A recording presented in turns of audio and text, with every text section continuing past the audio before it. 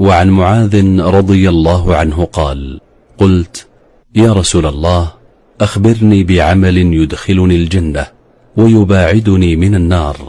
قال: لقد سألت عن عظيم، وإنه ليسير على من يسره الله عليه: تعبد الله لا تشرك به شيئا، وتقيم الصلاة، وتؤتي الزكاة، وتصوم رمضان، وتحج البيت.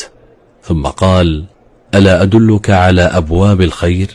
الصوم جنة، والصدقة تطفئ الخطيئة كما يطفئ الماء النار، وصلاة الرجل من جوف الليل.